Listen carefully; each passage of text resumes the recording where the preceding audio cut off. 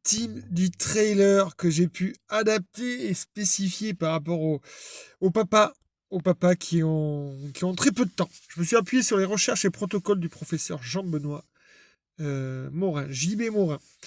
Alors, l'illusion de l'endurance, qu'est-ce qu'on entend par là? Vous avez le moteur et vous avez le châssis.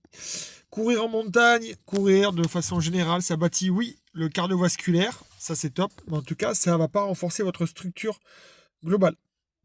À partir de 30-35 ans, la masse musculaire décline naturellement, notamment avec la sarcopénie, donc il va être très très important de renforcer ce châssis pour préserver son autonomie. Un concept, la réserve de force. Ok. L'idée, regardez, avec deux trailers, un trailer qui fait pas de muscu, un autre qui fait de la force max. Il va avoir une réserve de 600 newtons ici, mais forcément, s'il tape ici à 83% du max, il est ici. L'autre à 1000 newtons, mais ça lui prendra que 50% du max. Ok. Sachant qu'un appui en descente coûte 500 newtons.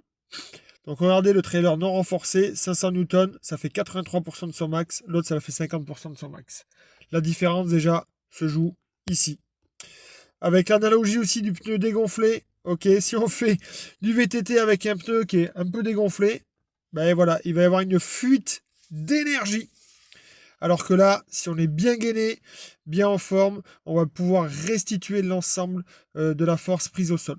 200 millisecondes l'impact en général. En trail, chaque micro-déformation du bassin ou du tronc coûte de l'oxygène. Cartographie biomécanique du dénivelé. Donc sur la montée, c'est assez simple, c'est le moteur, extension de hanche, les fessiers, les ischios, donc tout derrière la jambe. C'est ce qui va permettre de se propulser. Sur la descente, au contraire, on va utiliser beaucoup les quadrilles qui vont servir d'amortisseur. Et là, sur le plat, ça va être le rebond. Avec transmission, mollet, tendon d'Achille qui va restituer l'énergie. Et on va voir l'aspect d'être un peu élastique. Ok, on le voit avec ceux qui tournent très très bien. Ne pas oublier surtout, et quand je lis ça, moi je vois que je l'oublie très très souvent, le triceps sural, d'où l'important de revoir un peu des concepts pour pouvoir après faire des programmes qui vont être au point. Et ça, c'est l'introduction au programme que je vais vous proposer par la suite. Le mollet est l'un des muscles les plus puissants du corps. 3 à 4 fois votre poids à chaque foulée. Ok.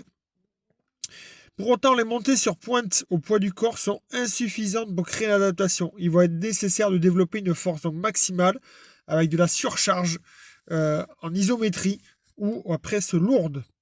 Très très important à prendre en compte. Un spectre, celui du renforcement. Ok, comme vous le savez, il y a plusieurs aspects avec les répétitions, la récup. Nous, ce qu'on va privilégier ici sur les jambes, sur le gainage, ça va être la force max et la pliométrie. Pas du tout de l'hypertrophie, comme on pourrait voir chez les bodybuilders.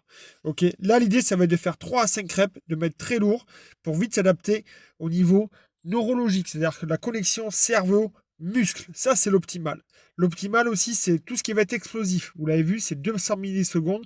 Il faut être explosif, il faut créer des rebonds. Il faut être flexible. On va essayer d'enlever ces raideurs-là. Bien entendu, tout ne va pas se faire en un coup. Il va être nécessaire de planifier, de faire une préparation physique continue et non pas une préparation physique générale qui va créer une désadaptation. Parce qu'une préparation physique générale, ça va être très coûteux en volume. On va faire beaucoup de choses. Mais après, on ne pourra pas la durer dans le temps parce que ça prend trop de temps, c'est trop coûteux en termes d'énergie. Et du coup, après, on va diminuer. Là, l'idée, nous, c'est d'augmenter progressivement, comme sur la PPG, mais de ne pas aller trop haut. Et par contre, de maintenir ça, j'ai envie de vous dire, tout au long de notre vie. Et vous allez voir que ça va être possible. Pourquoi? Parce que la règle, 2 à 3 micro-séances par semaine. Voilà, 30 minutes, 45 minutes grand maximum. La séance parfaite, ça va être quoi? 10 minutes de mobilité, surtout pas de course. On prépare les hanches, les chevilles. Voilà, il y a pas mal de vidéos comme ça qui traînent sur YouTube. Ensuite, un circuit de 30 minutes. Voilà le cœur de la séance, 20 à 30 minutes. 3 exercices majeurs, force pure, pas besoin de faire plus. Et enfin, le retour au calme. Voilà, il y a 2 fois du retour au calme, c'est une erreur. Le circuit gagnant-gagnant pour optimiser la récupération et optimiser au maximum cette séance. D'accord? Ce qu'on va faire, on va faire un exercice lourd, bas du corps. On va le voir juste après les exercices qu'on recommande. Ok, méthode 3-3-3. Pendant la récup, on va faire de la récup active. On a les papas qui vont s'entretenir. On va faire un petit exo de haut du corps, du gainage dynamique et on retourne à l'exercice principal. Ok, comme ça, zéro perte de temps. On travaille comme ça un petit peu le haut du corps et aussi le gainage dynamique, on en profite. Qu'est-ce qu'on va mettre en place comme mouvement? Ben, vous allez voir, pas compliqué. Soulevé de terre en alternance avec les fentes bulgares. Des step-up lourds ou des squats. Ok, step-up à monter ou barre de squat. Donc après, c'est suivant si vous êtes à la maison ou pas. Hein. Ou en salle de muscu. Salle de muscu, on va peut-être privilégier le soulevé de terre et le squat. Alors que si on est à la maison, on va pouvoir alterner avec les fentes bulgares et le step-up. Ok. Après, bien sûr, si vous avez la possibilité de faire les deux, vous faites les deux. Et la presse lourde ou isométrie fléchie ici. On pourra faire de même sur le troisième. Comme le step-up, on monte au-dessus de la caisse. Et en fait, avec les mollets, on va monter et descendre comme ça. Protocole très simple, on l'a vu juste avant. 3 séries de 3 à 5 répétitions.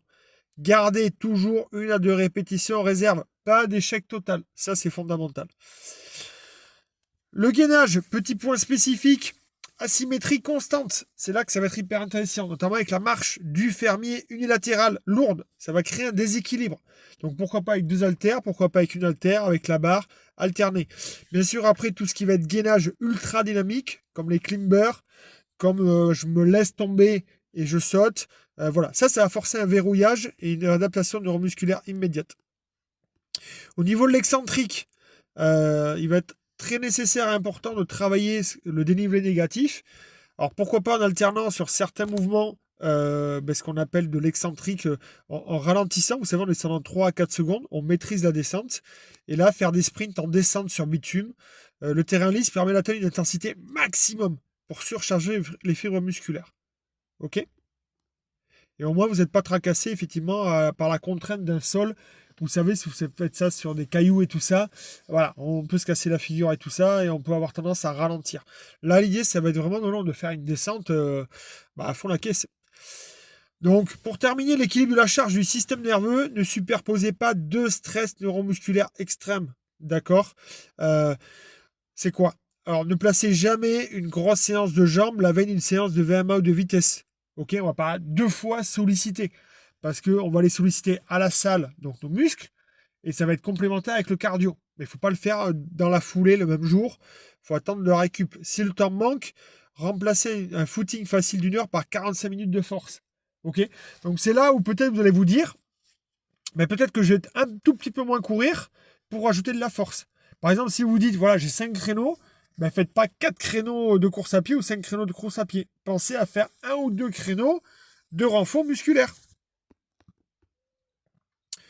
Donc pensez bien à ces petits checkpoints là. Fréquence et volume, 2 à 3 micro-séances de 30 à 45 minutes par semaine. Préparation physique continue. L'intensité du lourd. Voilà. Fuyez l'échec total et l'hypertrophie. Ça ne va rien vous apporter. À part des blessures. Focus musculaire. Chaîne postérieure. Quadriceps. Mollet. Transmission. Gainage dynamique. Asymétrique.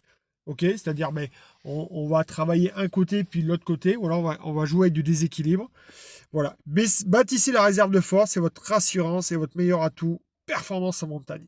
À vous de jouer. Je vous partage dans le prochain module le programme plus détaillé de la séance.